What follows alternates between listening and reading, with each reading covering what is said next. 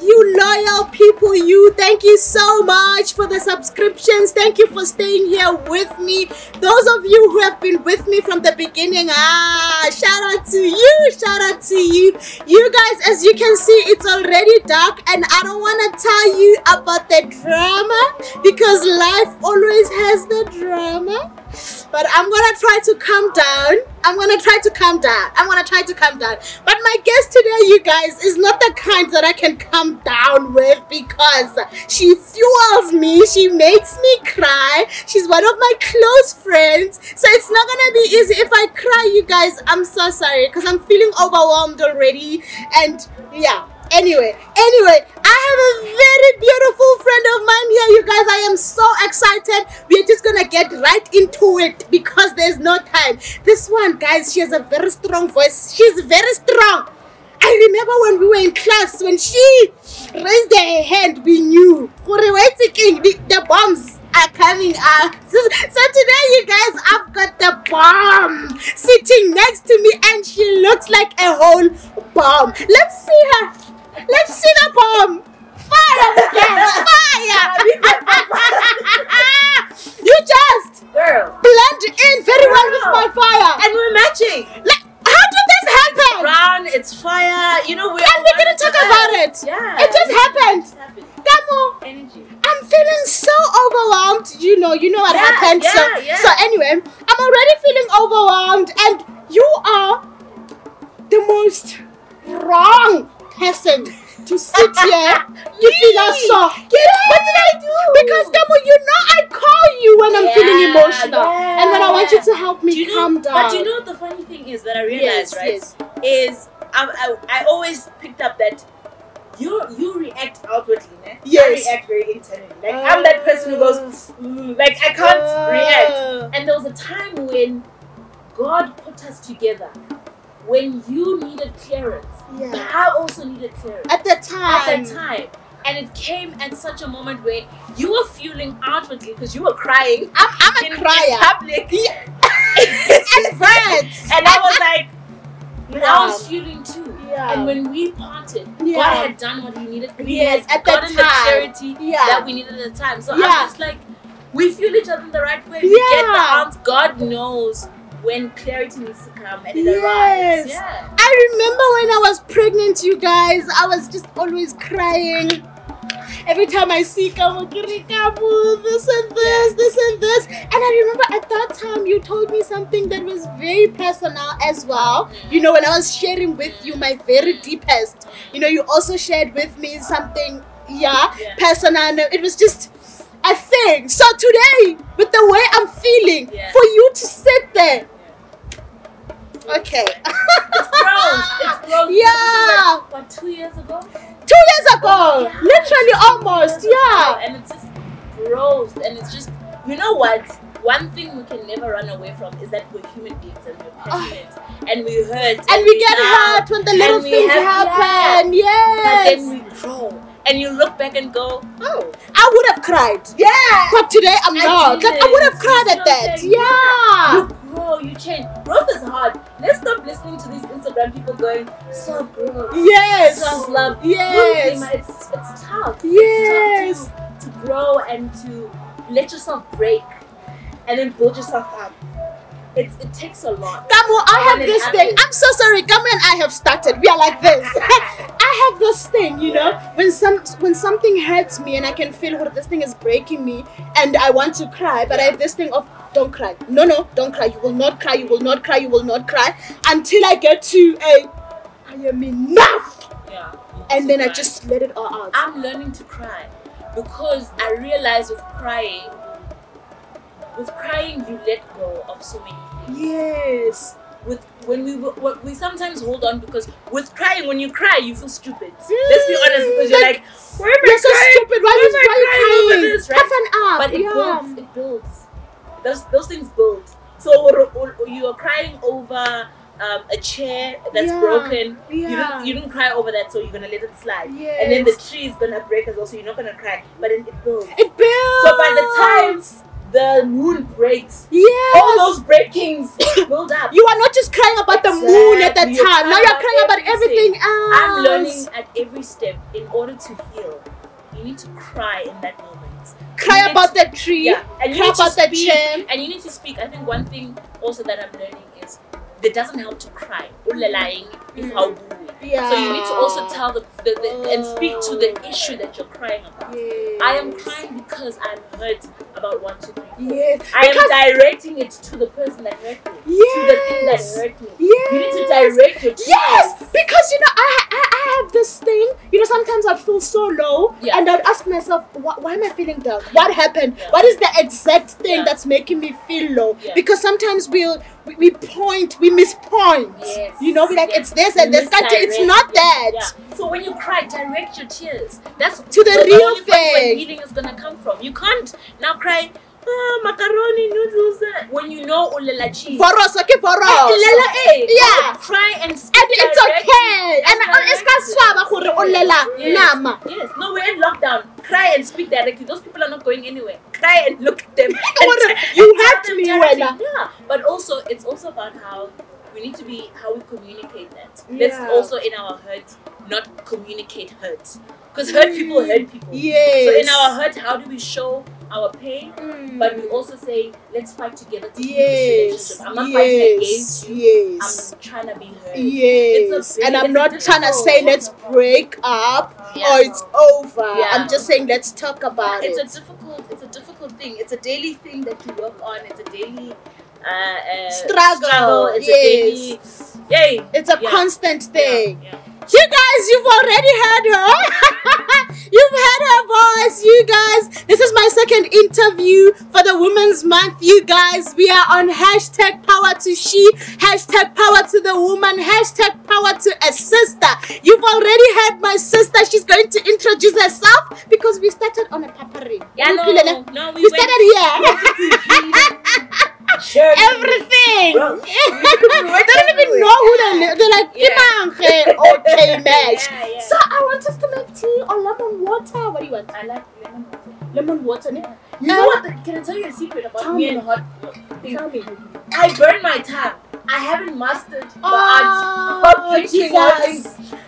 Only one person in the world knows this, but every time I drink something hot, I burn my tongue. There's a time when I burnt my tongue. Yes. And I was about to go on air. Yeah. And I had to go to the fridge and get ice and put it on my tongue because I had to do a news bulletin. Oh my Jesus. So me and hot water. A little guy. If I go in this episode, it's not me. It's the lemon. Yeah, it's the water. It's the water. Alright, there's lemon for you.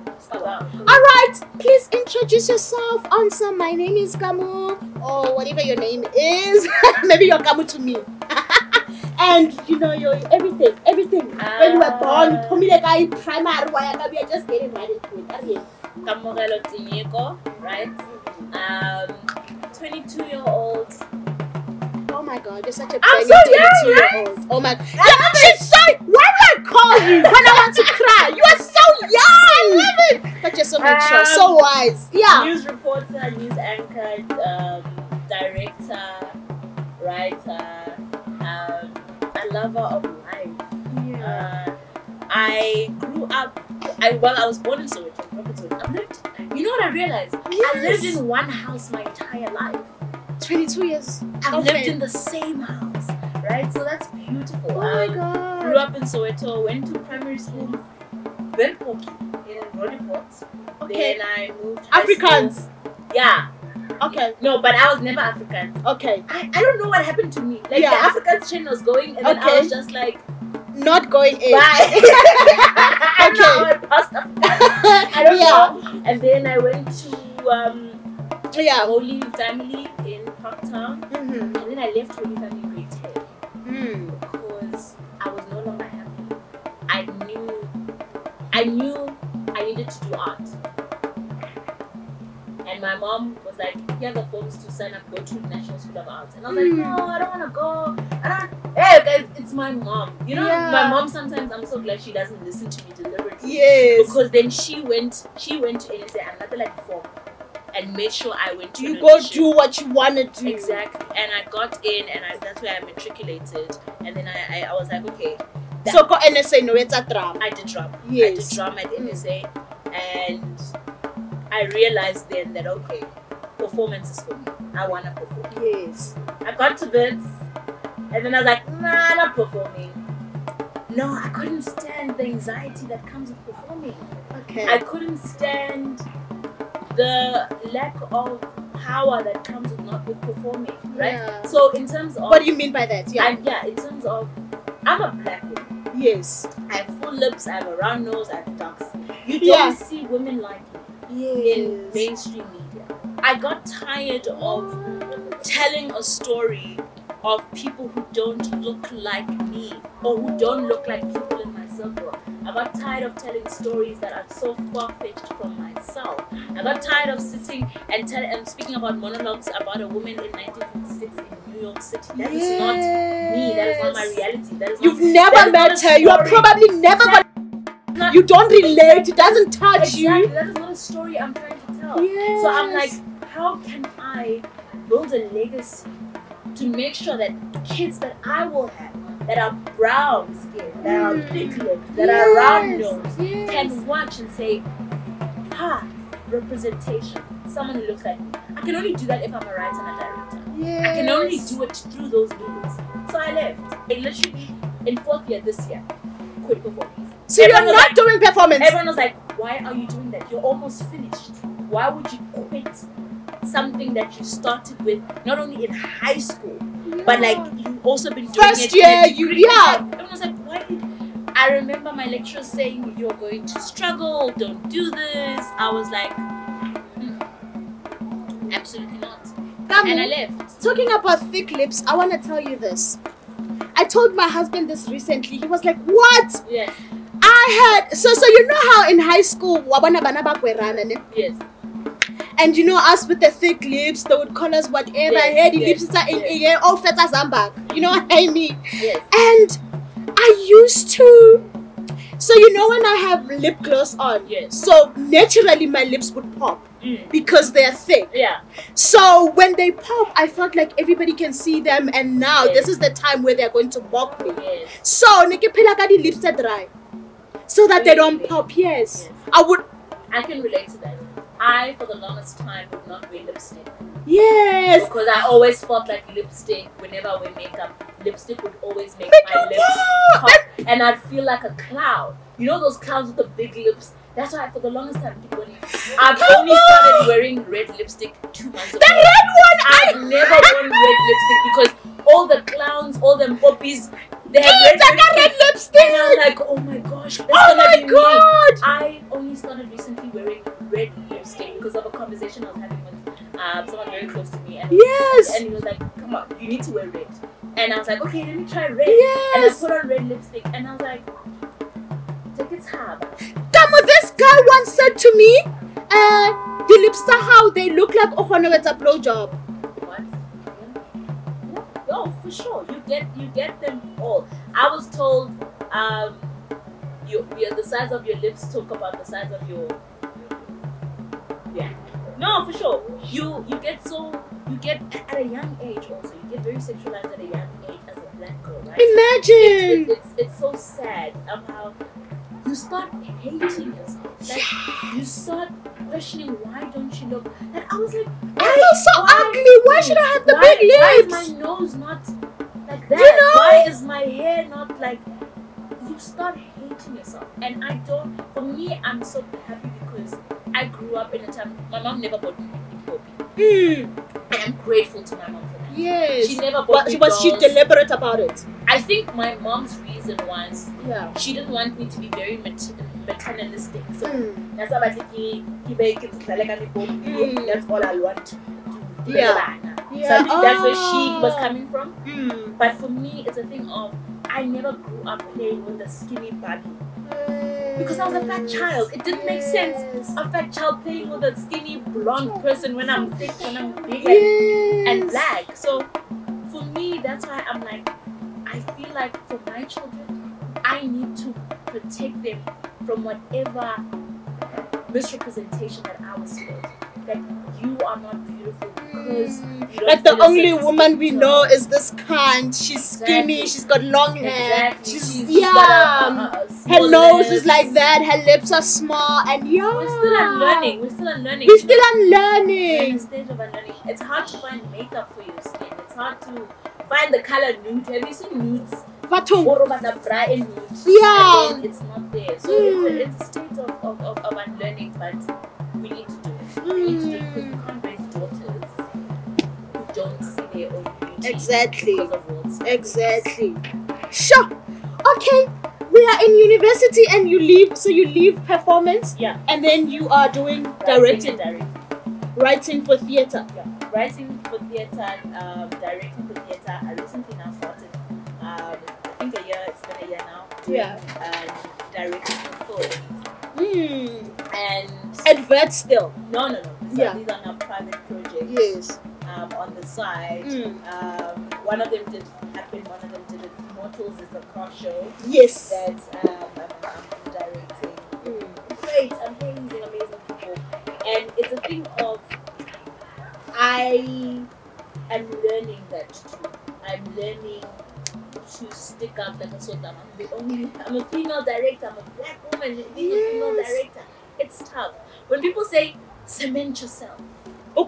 You just cement. It's easy. Like go out and Yeah. it's hard. Yeah. It's hard because you're going into uncharted waters. Yes. You are going into places where your own ancestors were not allowed to. You're like a pioneer. Exactly. You're doing things that you only read about. And you're learning as you go. You're learning as you're doing okay. And sometimes you learn the hard way. You learn with a belittling, you know? Yes. For me, I'm so grateful because I've worked independently. So the belittling I've never felt the belittling in my directing spaces because I've done that. So it's your work. It's my work. Yes. And that's the thing that I think we are in a habit of doing. This Yeah. is why I'm so grateful you have such a platform. Yes. Is we need to start creating our own work. Yes. Creating our own platform. Yes. We can't keep knocking on doors. Let's just build our own. You know what I'm saying? Yeah. Like, and it's a thing of and the rooms are full. yeah, no, put it. The rooms are full. Put it. And the thing is, create your own work. Create what you want to see. But let's be honest and say it takes a lot of time And a with lot no from reward. you. With no reward. Oh. I worked in radio for 2 years before I got a radio paying job. I remember you worked at that radio station. I worked at Salma. Yes. Salma. I was Yes. doing Yes. breakfast. Yes. And then I went to Vow, and now I'm at Classic. And it's a Are you thing still of- with Val? Yes, I'm still definitely with Vow. Okay. And what do you do at Val? I'm a field reporter. So what I do is when there's when they need the journalists on the ground, I'm there. I also compile news for the evening. Yeah. I also tweet for them. So I still am active with Vow because of what Vow taught me. It's a community radio station, and it taught me the basics of radio, basics of journalism. Yes. But also, Salma gave me a chance when I was straight out of Boston doing radio. Like I remember wanna do Boston. radio. You were doing radio. I was doing two. Yeah, you were doing at the two. same time. Oh Jesus! I remember. So what were you doing at Boston? So with Boston, I was doing radio presenting, but it was remember because I'm still a vid student. Yes. So I can't do now a full time. So I was doing part time Boston. Yeah. So what would happen is I would have class for vids from 8 to 5. 5 o'clock, get into the car, drive to Stanton, to Boston, get a little at 5:30. 5:30 until 8. Then I go back home, do those assignments, wake up in the morning, do that again. Right? And that was because I wanted to get into radio. And I knew if I wanted to get into radio, I needed to be very educated about Did what you I was always doing. know that you wanted to do radio? I knew because of rejection. So what happened was, first year, you get there, there's orientation, they're telling you, oh, you can be a star, you can dream, you can do this. Yes. So BFM was looking for people, and I was like, okay, I want to go to Val. And then I sent in my application, and they were like, why would you want to be on radio? I was like, how? Because I can speak. Yes. Come on. Simple. Come on. Yes. And they didn't take me. Yeah. And for the longest time, I was like, why? What happened? Why Basanika? And I actually studied that radio is way more than just talking. It's you do 2 weeks of research, 3 hours for a 3-hour show. That's how much work it is. Yes. And so I was like, okay, let me get educated. I spoke to my parents. They were like, okay, are you gonna handle workload? I was like, I wanna come home. And I did that. And right after graduating from Boston, I knew I didn't want to sit with a qualification or whatever. I saw Salma, and they were also an internet radio station. And I was like, look, I'm straight out of school. All I know is theory. Take a chance on me. And they did. So you went to them. Yeah. You approached them. Yeah, I applied for the job. Yeah, I worked at Salma for 9 months. Worked 9 months doing breakfast weekends. So I'd leave the house at 5:30 in the morning and get to work at 6 a.m. to host the show. And then after hosting the show, I'd have rehearsals. Yes, COVID. And then after that, 2 weekends, and then I'd still have things during the week. So it's a thing of they took a chance with me, and then Val came in, and then I left Salma to go to Val. So Val took you this time? Yeah. On what basis? On a now you have experience, or now I knew what I wanted. So it wasn't just I can speak, I can do this. Now they were like, what? So what being at Salma taught me something. I thought going into radio I'd be like your mainstream radio people, like the breakfast radio. Yes. But I realized I liked current affairs. I had to go through Salma to realize the love for current affairs. So when Bhavim was like, are you opinionated? Do you like news, current affairs? Opinionated is you, my friend. That is me. Yes. But I wouldn't have known that if I hadn't had gone through that process. Station, right? You had to pass there. Exactly. Yeah. And then I got into Val FM. Val FM was like, we're looking for news reporters. Got into Val FM doing news, literally doing packages, calling people for interviews, going on the ground for the protests, covering things on the ground. Yes. Going on air. I have a mentor, Shosha Koo. She's the station manager for Val FM. Yes. She's the one who actually recommended me for the classic FM job that I have now. Okay. So it's like everything that God has it just works together for the good. Exactly. Yes. You can't have that without that. It's all connected. You must pass through the process. I wouldn't have had the job that I have for classic if I didn't have the job for Val and having been mentored by Shoshoku. So it's like it's like one thing in radio and even in my directing career, everything that's told people, it's about process.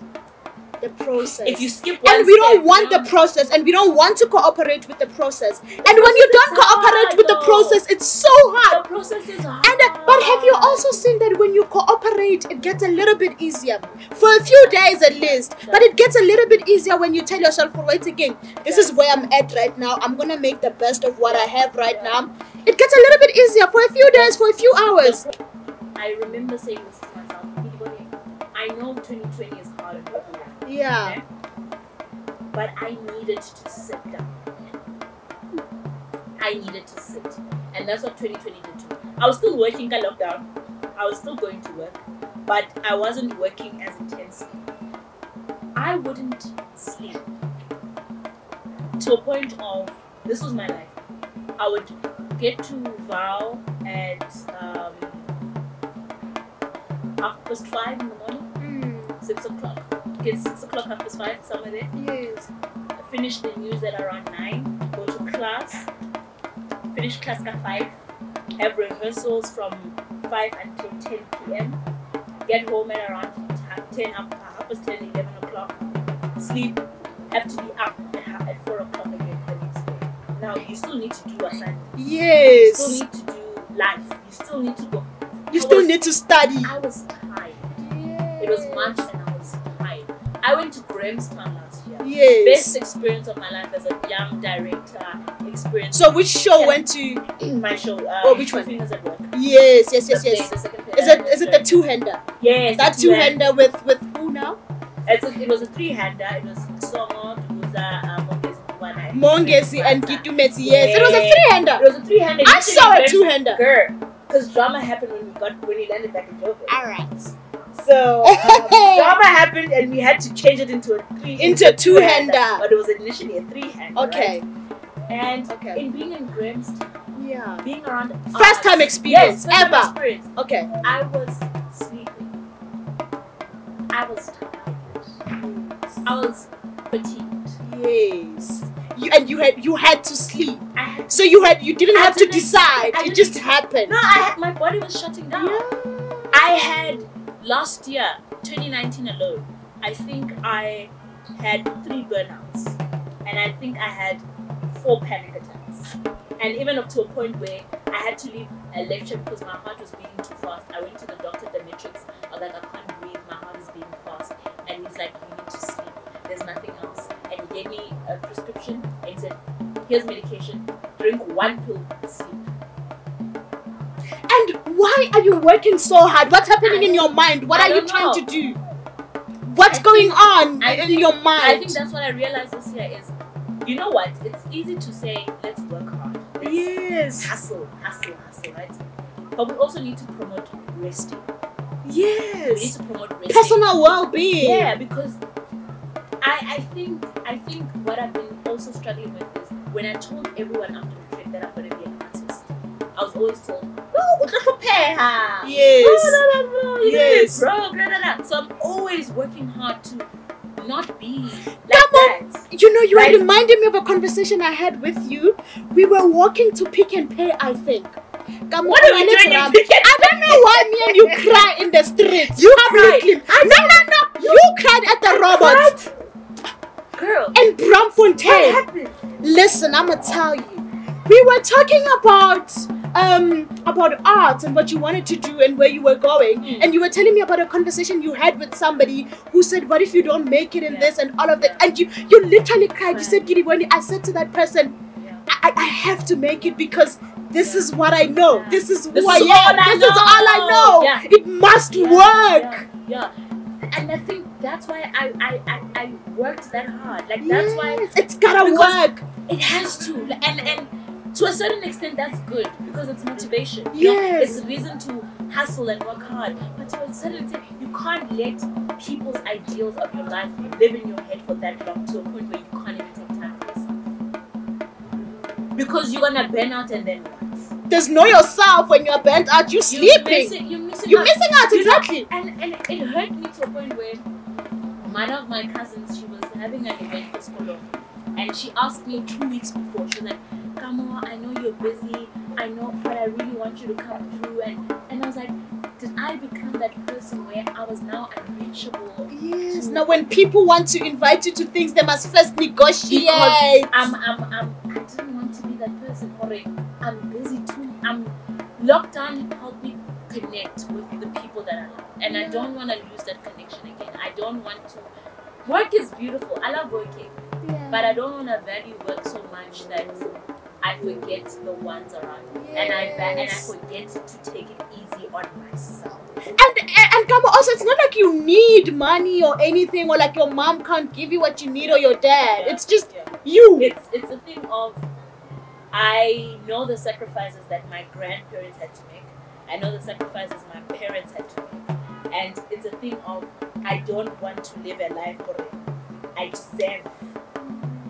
You don't deserve anything in this world. You need to acknowledge the sacrifices of those who came before you, and you need to be better. We don't have the luxury as Black people to have old money.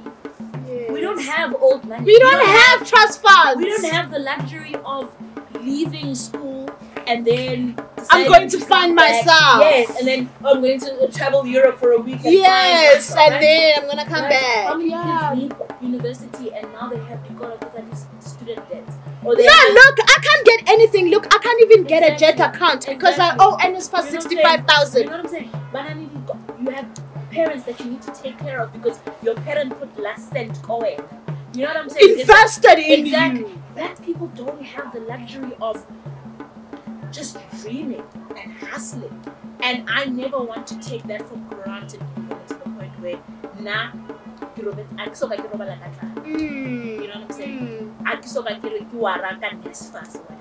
So I'm not going to take that for granted and just live. If I need to wake up at 4 a.m. to get to somewhere, trust me, I'm there at 3 a.m. If I need to do, because I never want to take anything in this life for granted. Really like Shiva. And I'll tell you how I know really like Shiva. Funny story. I was doing a charity drive for NSA. I was face of NSA. Hey, that's Tedizito. Hey, I got to the school and I was already the face. And I was doing a charity drive. It was a blood drive, and I just donated blood. And it was my second drive, my charity drive. The first one was to an orphanage, so it was a blood drive.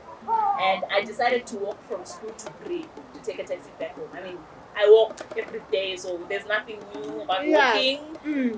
Even the guys on the street know me, so I'm just walking. Mind you, I just donated blood. Yes. Did I not get to the line for Brie and collapsed? Fainted, blackout. I collapsed. Who was there to help me? The people around. The taxi drivers. They called my parents. Apparently, I woke up and I gave them my mom's number. Then I knocked out again. And then I knocked out again. I know, that was Jesus. You know what I'm saying? But they were there. My parents could get to me. Now imagine if you didn't live life. You need to give everything your all because you don't know exactly.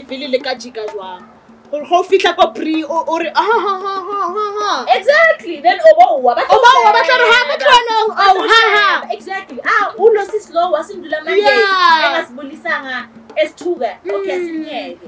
But you need to be very aware of every energy, every minute that you take in life. And whether it's working hard, whether it's being extra kind, whether it's showing love, whether sometimes it's just being honest with someone. You never know. Sometimes you give someone something and then you receive it from another person. Yes. I thank God all the time in how things have worked out in my life. And I know it's because I have met angels along my way and I didn't know them. And I didn't know they were angels. I know that. There's times when I've walked alone with you to an event. And I know how many girls have we read at a place and they don't make it home. And I made it home because someone decided to help me. That was an angel. And that's probably that angel came because I probably did something and I was an to angel, help somebody. You were an angel to somebody else. Exactly. So we need to always be aware of not being just living just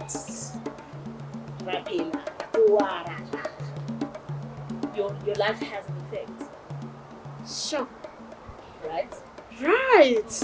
I need a refill. It's scary. It's scary. It's very scary, but it's also very, very true. Okay, tell me about your projects. My project.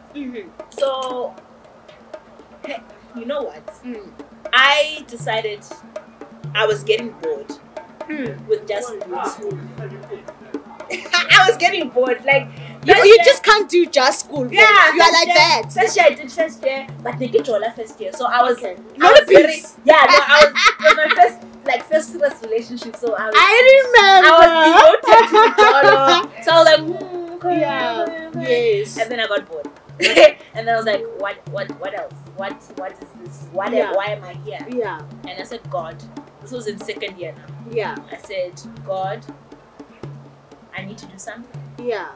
And God was, and then I watched a documentary, and God was like, right.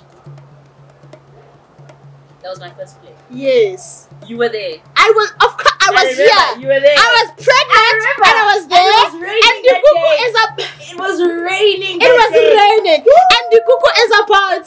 It was about abortion. Yeah. It was about abortion. Yeah. And I was there and I was the pregnant lady and oh my God, you need to don't do that. And remember the struggle I had after I found out that I was pregnant. Yes. It was at the time that you were writing the book and I was just like, Kamo, I can't have a second baby. Yes. What am I going to say to my mom? Yes. And Kamo sent me all her research about abortion. Like, you can do this if you want to. It's your body. But also think about the consequences of all of this. And, you know, she gave me cell phone numbers of where to call. You know who I wrote the play with? My dad. The weirdest person, my dad. I wrote it with my dad. All my plays I've written them with my father. And it was a thing of, I realized how much we shame women. I've never been to a process of having a child or carrying a child or being pregnant. And I realized how much we shame women for the decisions that they do with their bodies, right? It's a thing of, she's called this word or that word because she made a choice. Also, it's so embarrassing walking around pregnant. Why? It's so embarrassing. And it should be. Hey, people know that you did the ndabas. And it should be a thing of celebration. It's life. It's also your body. Your body is making a whole body. Yes. Right? But we have this thing of shaming women for choosing not to carry that body, or carrying that body at an early age, or carrying that body out of wedlock, or carrying that body when circumstances are not right. And we need to be very open about how we discuss bodies and how we discuss the and how women need to be very open to the choices that, like, women need to work up and make a choice and not think battle ring. And whatever we are on battle ring, I don't know if men do. Do they have that thing? No, maybe they do. You know what I realized? The old me, the old me would have been like, no, men, never. What? Yes, Trash. I know. I'm so shocked. I'm so shocked at your response. Growth, because growth, right? Because I was anti-men at one point in my life. I sat at your table when we spoke about men. I was anti-men at one point in my life, but I realized we put so much pressure on me. Yeah, we put so much unnecessary and painful pressure on men that it's. Yes, I mean, we're not going to disregard the patriarchy and how we are and all the other bad things. Things. But men suffer from the most depression because they can't even talk about it. They can't talk about it. They can't say I'm hurting. They can't say I'm feeling lonely. They can't say. Men go through hidden traumas. Women, we carry out traumas. Right? Yeah, I'm like Kamo. You have a child. Your traumas are there. But a man who's been molested, how do you know? Who can they talk to? We place so much burden on men, and it spills over to our boy children.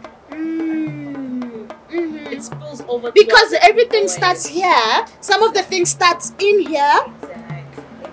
And it's a thing of, we need to fix it.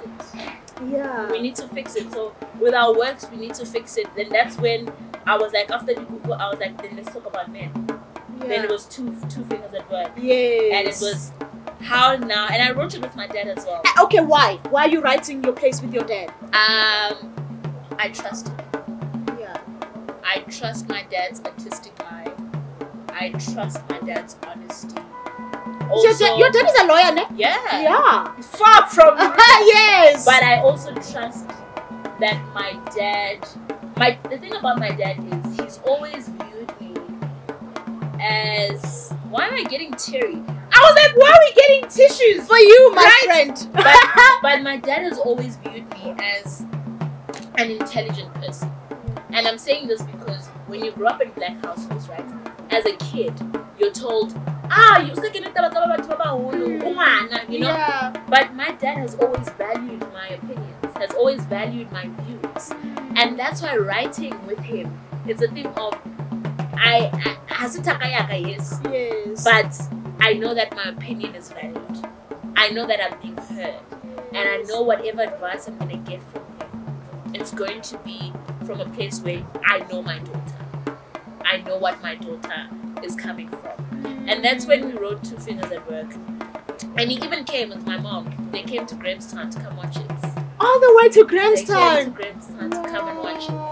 And that was beautiful. But I was sleepy the whole time. I was exhausted, but they came to watch it. And that's when I was like, that's it, Kamo. You want to talk about so many things in the world. Yeah. Talk about them through your work. 2018 was the Google. 2019 was Two Fingers at Work. 2020 was supposed to be Hairline. But Corona. Hairline! Yes! But Corona was like. Am I gonna know what Hairline was about? Yeah, I mean, I'm not gonna going to tell you the story because Yes. Awanda and I still want to take it out. Yes. We're still coming to the show. Yeah. Mine was the issue about hair. Black girls black people go through a lot with their hair, right? I remember going for an interview and I didn't have my afro braided. So I have my afro braided now. That's I can wear a wig. Yeah. Right. And I didn't have my afro braided, and I was like, so I'm gonna go to an interview with afro.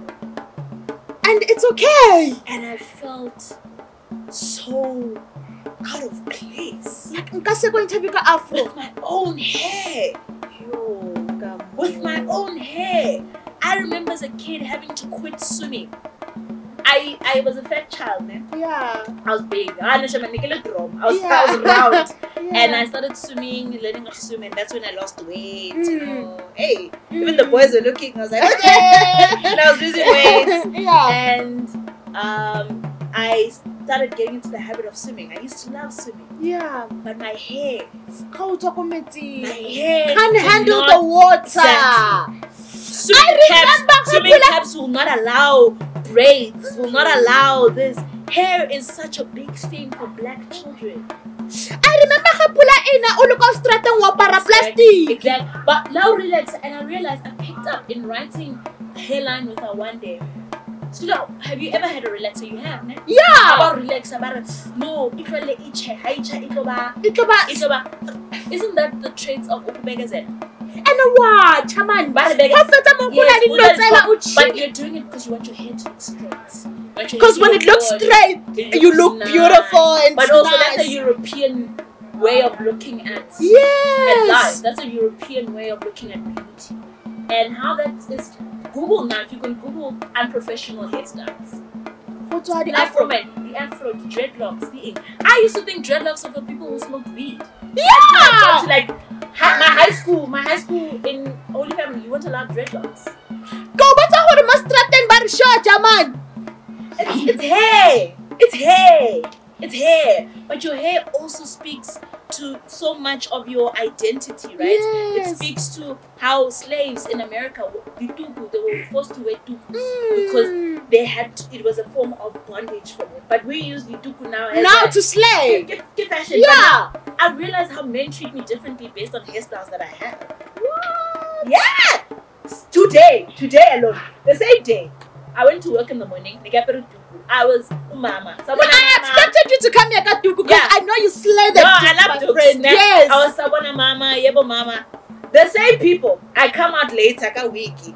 My babies. I'm like, when did I change? I was mama just now. Am I not mama again? Yes. You know, when you have your braids and your afro, you are queen your mother. Mama, you're mama queen Africa, black you're woman. Guys, no. I am not my hair, but your hair is also a big part of it. Yes.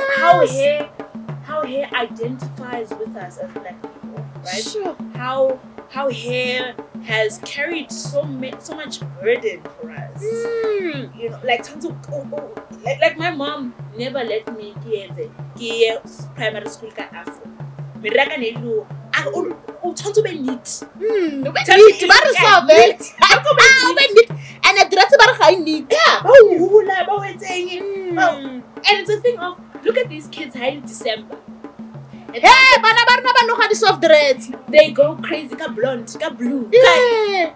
And they can't do that in their normal lives. Why? Why can't a child, if they really want to have blue hair, why can't they have blue hair? January to December. In June. If it's okay. What is that? What are we saying? What is this thing about hair? What are we saying? So I get December we must all look beautiful. Christmas. Yes. So yes, it's a thing of we perform our identity when it comes to hair. When we're around certain people, we have to have certain hair. When we're around for the longest time, I used to be afraid of wearing jokes around white people. This is the honest truth. Because I'd feel like I'd always walk in like, hi, because I don't want them to feel like I'm gonna get there and say, bring back our land. Like you're a rebel. I'm just trying to eat. But no, our land is we still want it. We still want it. But it's a thing of And also there's a feeling I do that it's just so defiant and just we are fighting. Yes, and all of a sudden you're a respectful wife. But I'm not a respectful wife. Holy soul. But okay, all right. So okay, no, we need to talk about it. It's a thing. So it's. I realized that I need to then do it through my projects. Yes. I need to speak about it through your work. To communicate those things, right? And with Immortals, the car show. Okay, so Hairline is still coming. We are coming to the theater. Corona needs to sleep. Okay, we are coming. Amen. Right? All right, Immortals. Immortals came to me. What happened with Immortals was Zach and I. He's the executive producer. Yeah. And he was like, "Come on, I have an idea for a car show." Yeah. And I was like, "Car show? Yes. What? I mean, I have one car and I hardly know anything about it. Like I didn't know how to check his oil until I took my car to the service. They're like, "I'll see oil mate." I'm like, "Oh, what? Check that." Like I started petrol. And it's a car show. But one thing I want to tell you about that, I didn't think it had a political agenda until we started working on it. And I realized that a lot of Black children don't get to see themselves in their dream cars, don't get to see people who are driving their dream cars, don't get to see how attainable these things are. A kid can see a Porsche in the street and go, one day, and not every street. Not every street. You know, you can go to Stain City. Stain City, you can see it. Porsche. Yes. And what does that mean for a child of Soweto? Do they see a Porsche every day? Do they know the mechanics of a Porsche? Do they know what goes into making that Porsche run? Do they know it costs and if you work this hard, you can get it? It's about showing them that nothing in this world is not reachable, right? And for me, that is what became very political for me with the show. And watching Zach be a presenter in the show, watching Chad and Mikhail joining the team, and Kirsten and all of them. These are people of color. Yes. These are people from whose color was not allowed in these things, and they're driving these cars and they're showcasing the beauty of this country. How beautiful! You know what I'm saying? And you are a young woman directing them. Oh no, I'm shouting at them on set. And you are there like, oh. Oh no, I'm ungovernable on set. I've realized I'm loud on set. Yes. I have a deadline. Need to. You know what the thing about film? Yeah. Film takes a long time. Yes. You will film one scene for 30 seconds, for 30 minutes, and it's a 30-second thing. Yes. You will. Yes. You will film. Yes. You know, with theatre it's live. Yes. What happens. What didn't happen, right? We speak about it. We do better tomorrow, you know and we forget something else, and it's fine. With film, you need to adapt. With film, you need to learn and we are on the clock. But one thing I love is even being a female director and having male producers, male presenters, and whatever. Yeah. This is a project we started from the ground. Yeah. Together.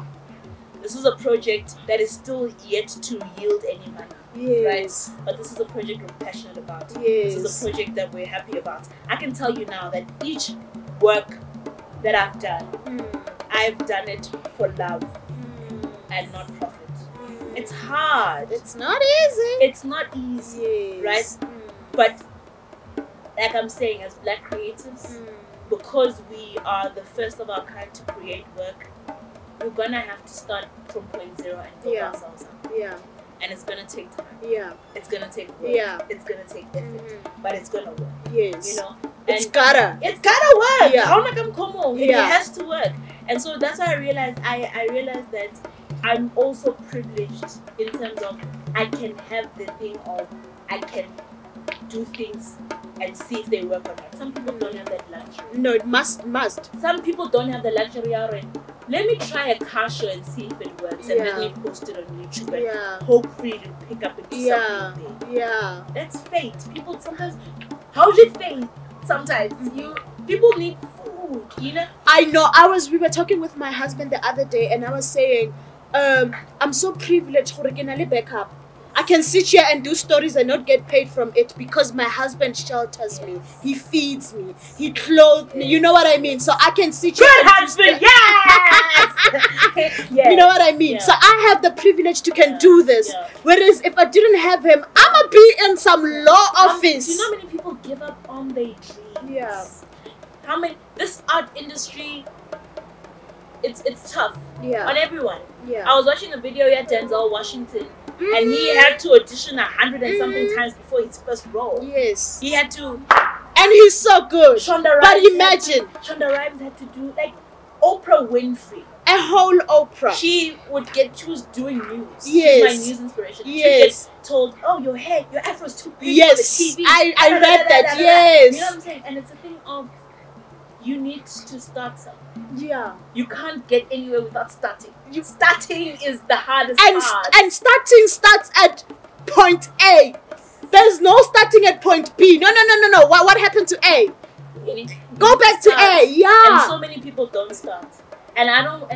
And who said this? I don't remember. But someone was like, "Your life, you have ghost dreams, né? Yeah. So your dreams are your ghosts." Yeah. And someone was like, "I don't want to sit on my deathbed and my ghost come and say, why didn't you use me?" I don't. And I was like, yo, that's true. Yeah. That's why I'm like, if someone's starting a YouTube channel, like, yes, do it. If someone is starting to rap, do it. If someone wants to study photography, do it. While you're hustling, while you're doing something else, while you are working the job that feeds you, but doing the job that you love, do it. Because at your deathbed, you don't want to take the voice that you were given and you hadn't used it. It takes work to build up. You're not gonna wake up one morning and be a sensation. You're not. You need to work. You need to invest. You need to take time. You need to.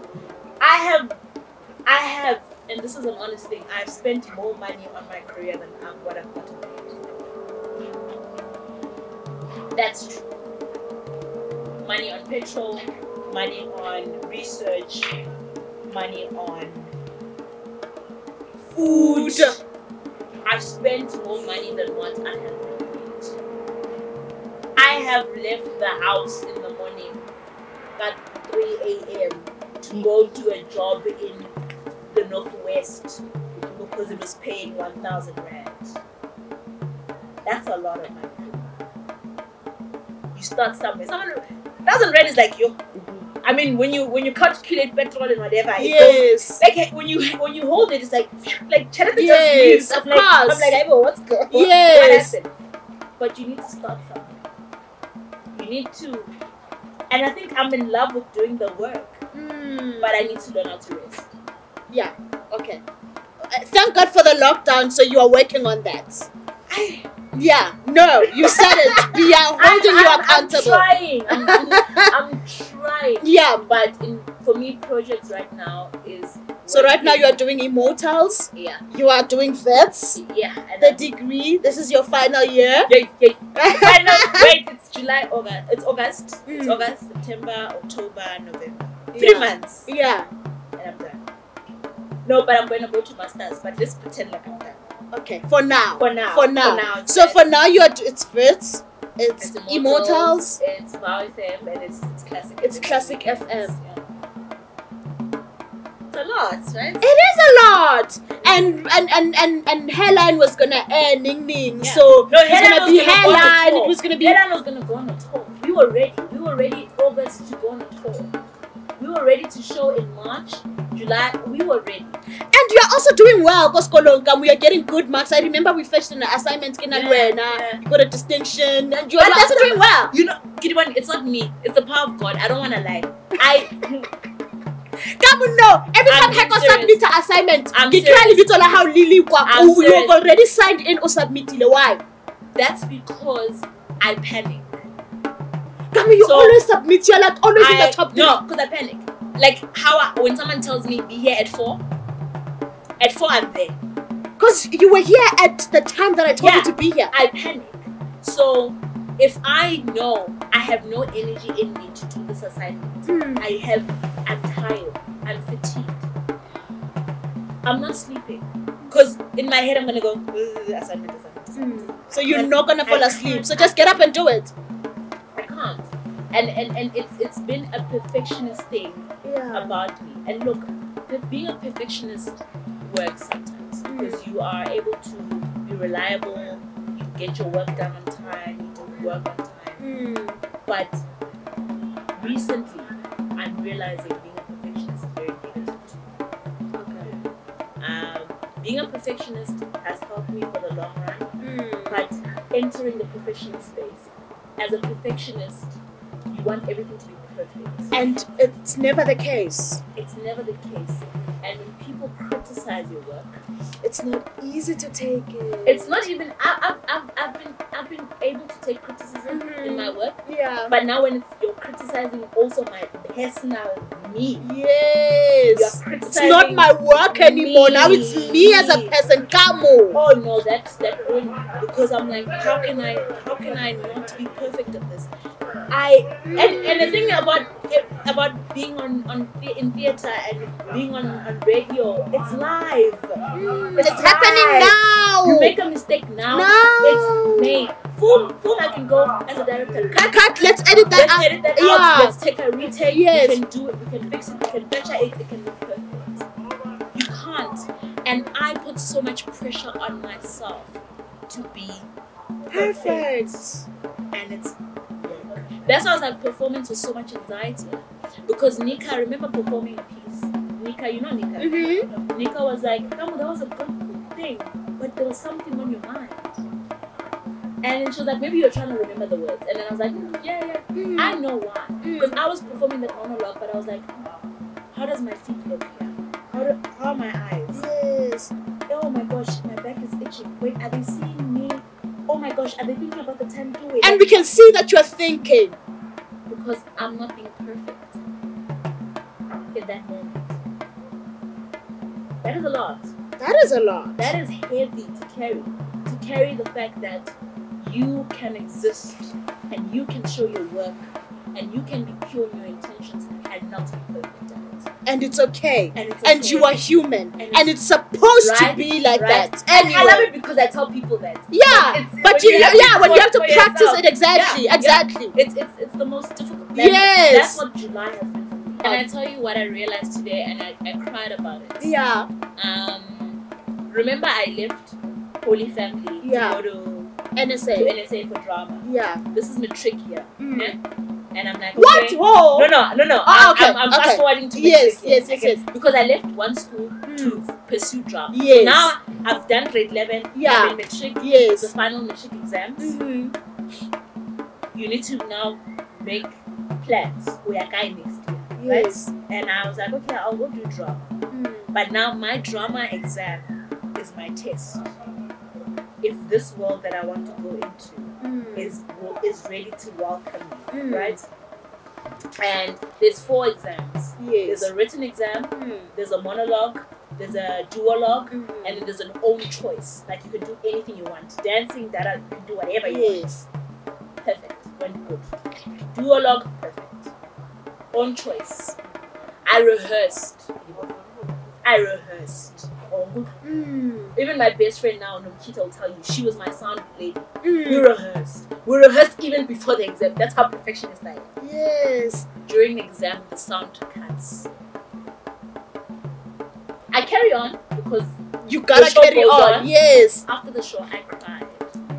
I cried my eyes out. I even told my mom, I was like, Mama, I don't know if this is for me.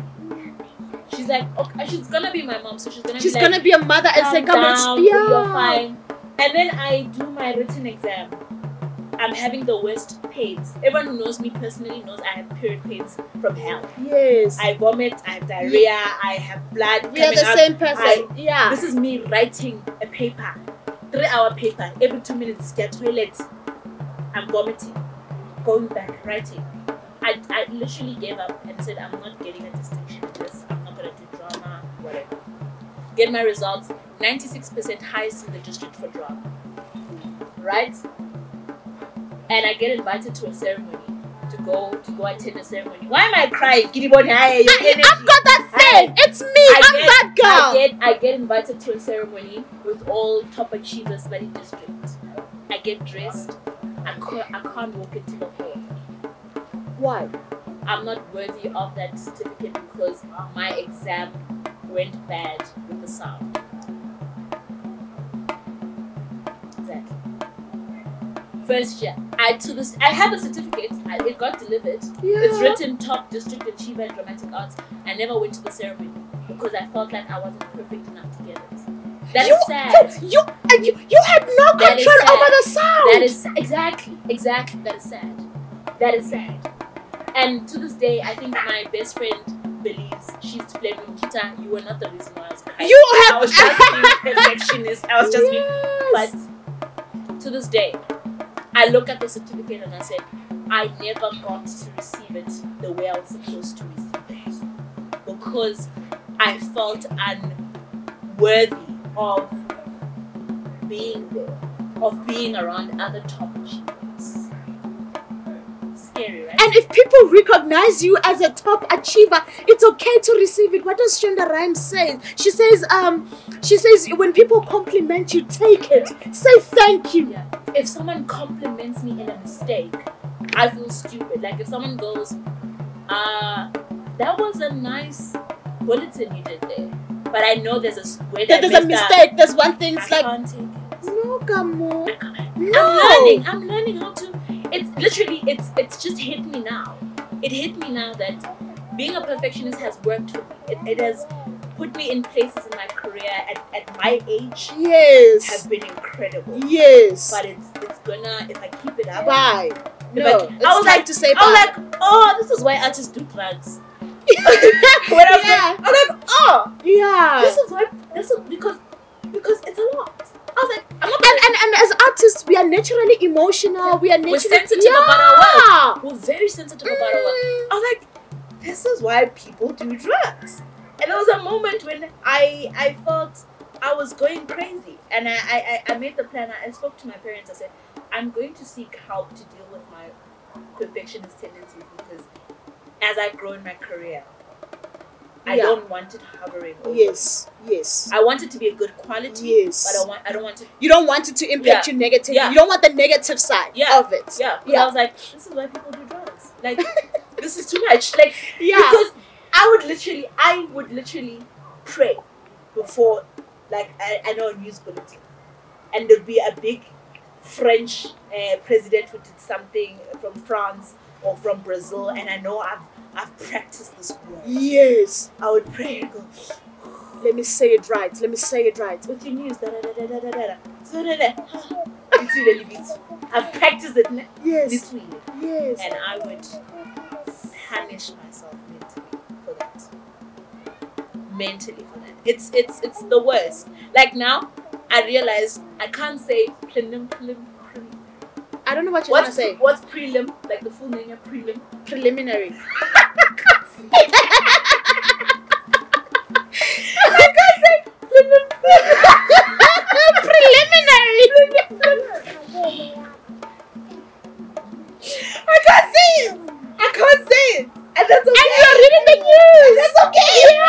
That's okay because English is not my first language.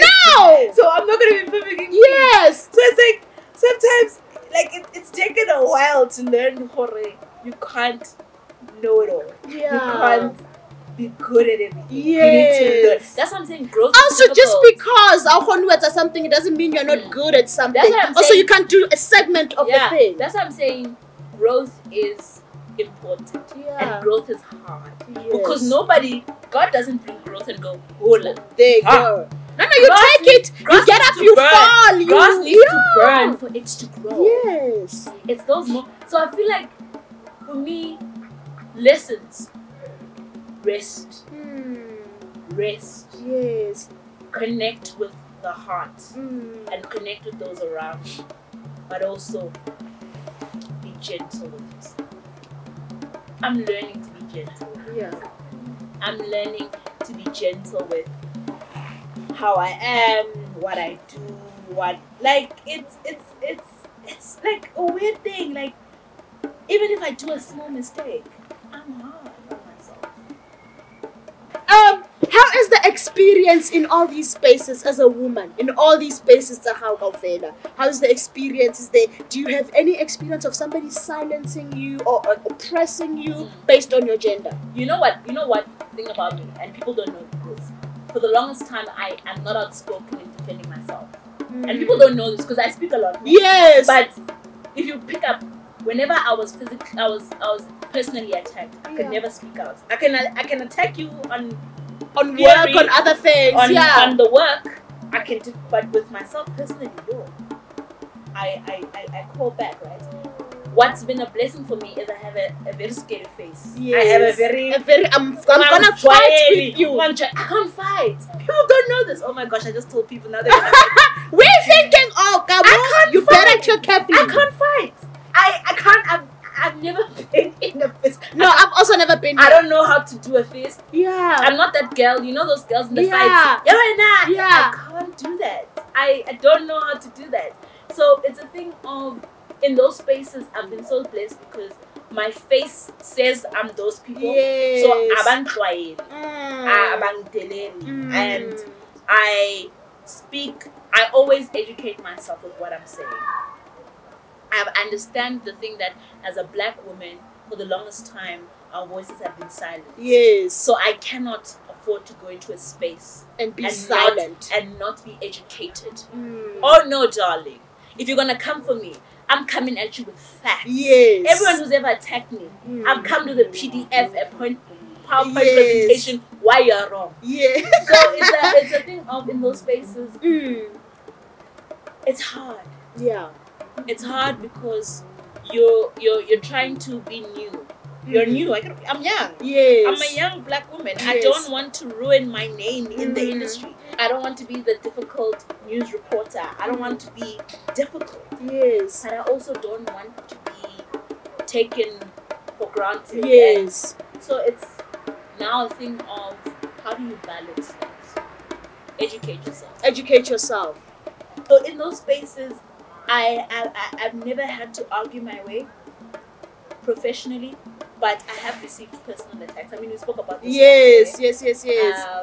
And those were the hardest because I'm like, because you don't know how to respond to those. I don't know how to respond personally. Professionally, listen, I know you. I will chew you. Personally, when they attack you personally, you're just like, okay. Because I believe in karma. Yeah. I believe in karma. Like, what you do, if you do good, you receive good. So I'm like, how? I wasn't bad to anyone. Why? I had to make peace with the fact that things happen. People will do things. People will hurt you. Yeah. People will attack. People offend. Even the Bible says people will offend people. We will offend each other. All right, Kamo. I just want you to tell me, looking at everything in your life, business, school, personal, everything happening currently, are you happy? Yes. I'm surrounded by love. Yeah. I'm surrounded by love. Oh yeah, there's a film that's getting written underground. We're having a team of writers. Zach and I partnered up with that. Yeah. I even in my theatre work with other directors, even in my personal life, I'm surrounded by love. Yeah. And happiness is not always happy. Happiness is not always a feeling. Yes. I don't know if I'm making sense. Yes. No, I get you. Yeah. I get you. Yeah. It's not a feeling. Yeah. But it's there. It's there, right? Yes. I'm happy. And with everything happening, personal, all areas of your life, I just want you to say something to yourself. I want you to say, Kamo.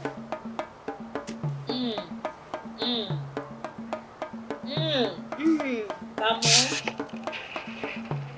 It's okay to dream. It's okay to love. It's okay to cry. It's okay to be vulnerable. But it's okay not to be perfect. Oh, so sweet. Right? Such a sweet thing to say to yourself. It's okay. No, I say that to myself every That's such day. a sweet thing to say that to yourself. And it is. Because nobody likes perfect. I realized that nobody likes actually perfect. Nobody likes. Everyone likes the imperfections. Everyone likes your husband. You think your husband likes your beauty. You're beautiful. He probably likes the fact that you fart at 3 a.m. every day at the same time. Like, oh my baby. You know what I'm saying? Such a nice fart. You know what I'm saying? Yeah. Nobody likes perfection. I'd go on dates and always wear makeup. Most of the guys I've dated have never seen me without my makeup. And that is psychotic. Sure. You know what I'm saying? Yeah. That's sad. Why though? Because you're not perfect. What? So do you feel perfect with makeup? No, but you're covering up the imperfections that you can pick up. You're not perfect, but you're covering up imperfections. You can cover up, oh my gosh, I have facial hair. Oh my gosh, I have this dark mark here. Now I'm just like, take it or leave it. Oh my god. Kamo, before I ask you my last question, are you still a feminist? Yes. Okay. Yes. What is this feminism? What exactly are we saying? We are against men or okay? Look. Let's be honest about one thing. Yeah. Women, there's a hierarchy, right? Yeah. There's the white man, the white woman, the black man, the black woman. Yes. And then other people Yes. living with disabilities. Yes. Those who are not heterosexual. Mm-hmm. So there's a hierarchy. Yes. The black woman is at the bottom. What I believe as feminism for me is I'm asking for equality and I'm asking for equity. Okay. What I mean by equity, exactly good. What I mean I'm by so that glad you is, said that. As a man, Yeah. if the world has given you 5 rand, Yeah. right? Yeah. And now we're getting 3 rand from Makulu, né? I need to get money that's going to equate you. Yes. Because equality says, Kidiboni, you are a man, you have 5 rand, Kamo has nothing. I'm gonna give you both 3 rand. You now have what, 7 rand? I have now 3 rand. We're equal. Equity says, Kidiboni, how much do you have? Yeah. 5 rand. Yes. Kamo, how much do you have? 0. So we're gonna give Kamo 5 rand from that 6 rand, and then we'll share the 50 cents. So you both have 5 rand. Yes. That's what I believe. Okay. I believe we need to be in a state of balance and equality, because now we're putting very unreasonable pressures on men to be providers and but then and men and women can do the same job. Exactly. But not even that, like we put so much pressure on men to be providers and have money and have good sexual experiences with us, and then we give too much pressure on women to have kids and to wake up in the morning and cook bake and wash and give you life on a silver platter. It's not normal. Why do we have such unreasonable high expectations? Because we're not at an equal footing. If I look at you, Ndanaka and Rajola, and I can say, babe, I'm not okay, babe, I'm good, and we look at each other at an equal surface level. What do you have? I have 5 friends. Exactly. Let's share it. Let's do this. We can be honest about each other. Okay. That's what feminism is. Okay. So for you, it's not if there's something wrong with the globe, we need to change the globe. I, as the woman, I'm gonna change the globe. I can do it. You as can. a man, you must can do it. It's also about choice. Feminism is about choice. Yeah. As a feminist, I can choose to want to ask my husband to change the globe. Yes. See, I got globe. I'm short. Yes, exactly. Like, okay, so it's not that. It's not even practical. Like, it's not practical. It's not practical, exactly. Where am I going? What am I doing? Okay, so it's not I'm gonna try and be like a man. I'm gonna do what men do. It's a choice of women can do anything that they want to be. Yes. Women can do and that they're capable of doing. Yeah. They can work the same jobs that men do, but women have a choice to do it or not to do it. Yes. A feminist woman can be a housewife and can be an engineer. And that's okay. All right. For me, feminism is about choice. Okay. Let's give women the choice to be who they want. Okay. All right. I see you. Alrighty, last question. I want you to look into the camera and I want you to say something to another young woman out there. Just anything. I'm gonna let you take it. Another young woman. Oh my gosh. Oh. You are beautiful. And I'm saying that not because that's all you're worth, but because you don't see enough images of people who look like yourself. You are worthy. You're worthy of the love that you want. You're worthy of your dreams. You are worthy of everything that you demand within your soul. Don't let them tell you, this is how it is. No, it's not like that. Create your own truth, and it's hard. You're going to fall. You're going to cry. You're going to laugh. But always listen to your inner self. Always be grounded enough to know you're in a high. Also be very quick to dismiss people who are not for you, but also be very quick to forgive. No one's perfect. No one comes dressed up in the colors that we want. We are not in the colors that we want. So forgive, love, dream, but above everything else, be honest with yourself. We're living in a world of social media where it's fake. So be honest with yourself. Be honest with how you're feeling. And don't do things for clout. Also, if you can twerk, please DM me. Kamo Tinyiko, but love yourself. If you love yourself, you're able to give love. If you heal yourself, you're able to heal. And love God. Love God, love your ancestors. Love who you are and who you're made of. Your skin and your brain is important. Your life is important. Your being is important. How you are formed, your nose, your hair, your lips, they were placed because you're important. Beautiful! That is so beautiful, Kamo. Thank you so much for coming. Thank you so much. Oh my God, we spoke. Listen, I knew I had to have you for this August. I had to. I had. Love it. Thank you. Thank you so much for having me. Congratulations. On what? On this. Okay. Congratulations. Thank you. I'm so proud of you. I'm so proud that you took a step and you're investing and you're taking your platform. We'll be on CNN. Yes. We'll be talking about this moment. Remember this moment, right? I'm so proud of you. Thank you. That is so sweet. Oh my God, that was Kamo Tinyiko. You guys, Kamo, how do we follow you, Feli? Actually, good question. Kamo Tinyiko, everywhere. Everywhere. On Facebook, on Twitter, on Instagram, Kamo Tinyiko. Alrighty, that's how we do it, you guys. Thank you so much for watching this episode. If you got to this point, clap for yourself. I know, I couldn't stop, I couldn't pause. You just gotta get to the end. You guys, thank you so much for watching. If you have a story that you know that could inspire somebody and just encourage somebody, or if there's a healing that you think needs to take place in here, I am your girl. All you gotta do is email me, you guys. You know how we do it, you guys. My campfires keep burning, my coffee stays hot, my cup remains full, and my heart, you guys, my heart keeps on giving. So you know what? You get your tissues and let's go.